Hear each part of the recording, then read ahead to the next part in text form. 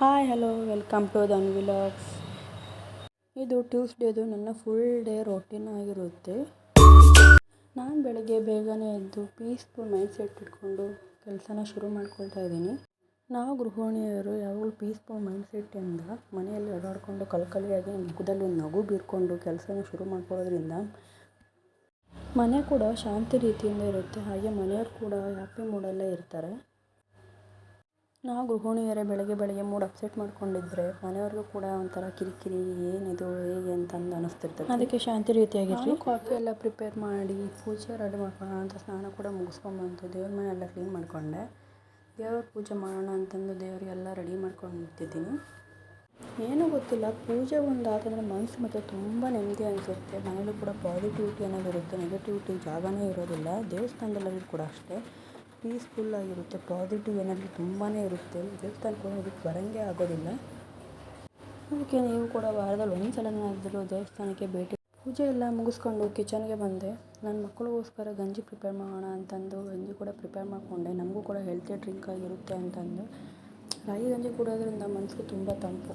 ಈ ಬೇಸಿಗೆ ಕಾಲದಾಗಂತೂ ಹೀಟ್ ಇದ್ದರೆ ಅದೆಲ್ಲ ತುಂಬ ಕಮ್ಮಿ ಆಗಿಬಿಡುತ್ತೆ.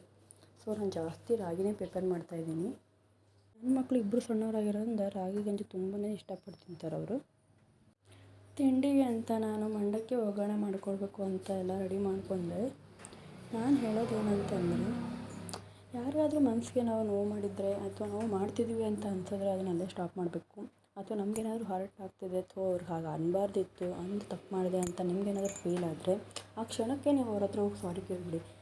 ಬಿಡು ನಾಳೆ ಕೇಳೋಣ ಅವಾಗ ಕೇಳೋಣ ಅಂತಂದರೆ ಅವ್ರು ಕೂಡ ಅವ್ರ ಮನಸ್ಸಲ್ಲಿ ಕೂಡ ದೊಡ್ಡದಾಗಿ ಕೂಡ ಕಟ್ಕೊಂಡ್ಬಿಡುತ್ತೆ. ನೀವು ಅಂದಿರೋ ಮಾತಾಗಿರ್ಬೋದು, ಏನೇ ಆಗಿರ್ಬೋದು, ಅದು ಹಾಗೆ ಉಳ್ಕೊಂಡ್ಬಿಡುತ್ತೆ. ಸೊ ಅದನ್ನು ಅಲ್ಲಿಂದ ಅಲ್ಲೇ ಕ್ಲಿಯರ್ ಮಾಡ್ಕೊಂಡ್ಬಿಡಿ. ನಾನಿವತ್ತು ಮಧ್ಯಾಹ್ನ ಲಂಚ್ಗೆ ಅಂತಂದು ಹೆಸರುಕಾಳು ಸಾಂಬಾರು ಮಾಡಿಕೊಂಡು ರೈಸ್ನ ಕೂಡ ಪ್ರಿಪೇರ್ ಮಾಡಿ ಇಟ್ಕೊಂಡೆ. ಇವತ್ತು ನನ್ನ ಮಗಂದು 7 ಮಂತ್ ಕಂಪ್ಲೀಟ್ ಆಗೋದ್ರಿಂದ ಫೋಟೋಶೂಟ್ ಮಾಡೋಣ ಅಂತಂದು ಅವನ್ನ ಕೂಡ ರೆಡಿ ಮಾಡಿದೆ. ರೆಡಿ ಮಾಡುವಾಗ ತುಂಬಾ ಕಾಟ ಕೊಟ್ಟ. ಕೊನೆಗೂ ಅವನ್ನ ರೆಡಿ ಮಾಡಿ ಅವ್ರ ಅಜ್ಜಿ ಕೈಲಿ ಆಟ ಆಡಿಸು ಅಂತಂದು ಅವ್ರ ಅಜ್ಜಿ ಕೈಲಿ ಕೂಡ ಕೊಟ್ಟೆ. ನಾನು ಕೂಡ ಫೋಟೋಶೂಟ್ಗೆ ರೆಡಿ ಮಾಡ್ಕೊಳ್ಳೋಣ ಅಂತಂದು ಎಲ್ಲ ಪ್ರಿಪ್ರೇಷನ್ಸ್ ಮಾಡ್ಕೊಳ್ತಿದ್ದೀನಿ. ಹೇಗೋ ನಾನು ನೋಡಿರೋ ವಿಡಿಯೋದಲ್ಲಿ ಬೇರೆ ಥರನೇ ಇತ್ತು, ಆದರೆ ನಾನು ಪ್ರಿಪೇರ್ ಮಾಡಿದ್ದೇ ಬೇರೆ. ಹೇಗೋ ನನ್ನದೇ ಆದ ಒಂದು ಮೈಂಡ್ ಇದರಲ್ಲಿ ಕ್ರಿಯೇಟಿವಿಟಿಯಲ್ಲಿ ನಾನೇ ಹೇಗೋ ರೆಡಿ ಮಾಡಿ ಫೋಟೋಶೂಟ್ಗೆ ಎಲ್ಲ ಪ್ರಿಪರೇಷನ್ಸ್ ಮಾಡಿಕೊಂಡೆ. ನಾವು ಸಣ್ಣವರಿದ್ದಾಗ ನಮ್ಗೆ ಈ ಥರ ಫೋಟೋಶೂಟ್ಸ್ ಏನಿದ್ದೇ ಇರಲಿಲ್ಲ. ಯಾಕಂದರೆ ಆವಾಗಿನ ಸಿಚುವೇಷನಲ್ಲಿ ನಮ್ಮ ಅಪ್ಪ ಅಮ್ಮರಿಗೆ ಇವೆಲ್ಲ ಗೊತ್ತಾಗ್ತಿರಲಿಲ್ಲ. ಈ ಥರ ಫೋಟೋಶೂಟ್ ಮಾಡಬೇಕು, ಅದು ಮಾಡಬೇಕು ಅಂತಂದು ಅವ್ರ ಕೆಲಸ ಅವ್ರದ್ದಲ್ಲಿ ಅವ್ರ ಟೆನ್ಷನಲ್ಲೇ ಅವ್ರು ಮುಳುಗೋಗ್ಬಿಟ್ಟಿದ್ರು. ಯಾಕಂದರೆ ಆವಾಗಿನ ಸಿಚುವೇಷನ್ ಕೂಡ ಹಾಗೇ ಇತ್ತು. ಬಟ್ ಈಗ ಆಗಲ್ಲ. ಪ್ರತಿಯೊಬ್ಬ ತಾಯಿ ಕೂಡ ತನ್ನ ಮಗುವಿಗೆ 12 ಮಂತ್ಸ್ ಕಂಪ್ಲೀಟ್ ಆಗೋವರೆಗೂ ಫೋಟೋಶೂಟ್ ಮಾಡ್ತಾಳೆ. ಯಾಕಂದರೆ ಅವ್ರ ಮೊಬೈಲೆಲ್ಲ ಅವ್ರ ಹತ್ರ ದೊಡ್ಡ ದೊಡ್ಡ ಫೋನ್ಗಳೆಲ್ಲ ಇರ್ತವೆ. ಬಟ್ ಆವಾಗಿನ ಕಾಲದಲ್ಲಿ ಸಣ್ಣ ಕೀಪ್ಯಾಡ್ ಫೋನ್ ಇಟ್ಕೊಂಡು ಅವ್ರು ಏನು ಫೋಟೋಶೂಟ್ ತಾನೇ ಮಾಡ್ತಿದ್ರು, ಅವೆಲ್ಲ ಅವ್ರ ಮೈಂಡಿಗೆ ಬರ್ತಿರಲಿಲ್ಲ ಆವಾಗ. ಬಟ್ ಹೀಗಾಗಲ್ಲ, ಎಲ್ಲರೂ ಮಾಡ್ತಾರೆ. ಕೊನೆಗೂ ನನ್ನ ಮಗನಿಗೆ ಫೋಟೋಶೂಟ್ ಕೂಡ ಮಾಡಿದೆ. ಅವನು ತುಂಬಾ ಹಠ ಮಾಡಿ ಅಳ್ತಿದ್ದ ಫೋಟೋಶೂಟ್ ಮಾಡೋವಾಗ.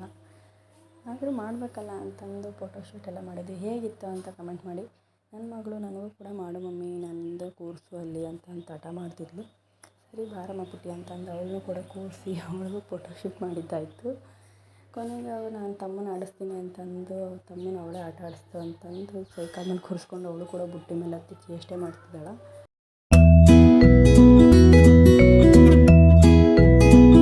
ನಾನು ಕೂಡ ಅವನ್ನ ಆಟಕ್ಕೆ ಬಿಟ್ಟು ಮತ್ತೆ ಎಲ್ಲ ಕ್ಲೀನ್ ಮಾಡ್ಕೊಳ್ತಾ ಇದ್ದೀನಿ. ನಾನು ಫೋಟೋಶೂಟ್ ಮಾಡೋವಾಗ ಮನೆಯೆಲ್ಲ ತುಂಬ ಹರಡೋಗಿತ್ತು, ಅದನ್ನೆಲ್ಲ ಕ್ಲೀನ್ ಮಾಡ್ಕೊಳ್ತಾ ಇದ್ದೀನಿ. ಬೇರೆಯವರೆಲ್ಲ ಫೋಟೋಶೂಟ್ ಮಾಡುವಾಗ ಕ್ಲೀನಾಗಿರೋದೆಲ್ಲ ಮಾಡಿರ್ತಾರೆ. ಬಟ್ ನಾನು ನೋಡಿ ಮನೆಯೆಲ್ಲ ಫುಲ್ಲು ಹರಡ್ಕೊಂಡ್ಬಿಟ್ಟಿದ್ದೀನಿ. ಕೊನೆಗೂ ಕ್ಲೀನಿಂಗೆಲ್ಲ ಮುಗಿಸಿ ಇವತ್ತು ಸಂಜೆ ಫಿಲ್ಮ್ಗೆ ಹೋಗೋಣ ಅಂತಂದು ರೆಡಿ ಕೂಡ ಆದೆ. ನನ್ನ ಮಕ್ಕಳನ್ನ ಕೂಡ ರೆಡಿ ಮಾಡಿ ಸೈಡ್ ಬರೋಷ್ಟರಲ್ಲಿ ಮತ್ತೆ ಆಟೋ ಹೋಗಿ ವೆಯ್ಟ್ ಮಾಡ್ತಾಯಿದ್ರು. ಫಿಲ್ಮ್ಗೆ ಹೋಗ್ತಾಯಿದ್ವಿ ನಾವು. ಯಾವ ಫಿಲ್ಮು ಏನು ಅಂತ ನೀವು ನೋಡಿ. ಕೊನೆಗೂ KD ಫಿಲ್ಮ್ನ ನೋಡ್ಕೊಂಬಂದೇ ಬಿಟ್ವಿ. ನನ್ನ ಮಗ ಕೂಡ ಅಲ್ಲಿ ಏನೂ ಆಟನೇ ಮಾಡ್ತಿರ್ಲಿಲ್ಲ. ನನ್ನ ಫಿಲ್ಮೆಲ್ಲ ನೋಡೋಕೆ ಬಿಟ್ಟ. ನನ್ನ ಮಗಳು ಕೂಡ ಫುಲ್ಲು ಇಂಟ್ರೆಸ್ಟಾಗಿ ಫಿಲ್ಮೆಲ್ಲ ವಾಚ್ ಮಾಡ್ತಿದ್ಲು. ನೀವೆಲ್ಲ ಯಾರೆಲ್ಲ KD ಫಿಲ್ಮ್ನ ನೋಡಿದ್ದೀರಾ ಅಂತಂದು ಕಮೆಂಟ್ ಬಾಕ್ಸಲ್ಲಿ ಕಮೆಂಟ್ ಮಾಡಿ. ನಾವು ಮನೆ ಬರೋಷ್ಟರಲ್ಲಿ ನೈಟ್ 9:30 ಆಗಿತ್ತು. ಡಿನ್ನರೆಲ್ಲ ಮುಗಿಸ್ಕೊಂಡು ವಾಕ್ ಕೂಡ ಮಾಡಿದ್ವಿ. ಇಷ್ಟ ಆಗಿತ್ತು ಇವತ್ತಿನ vlog. Thank you for watching.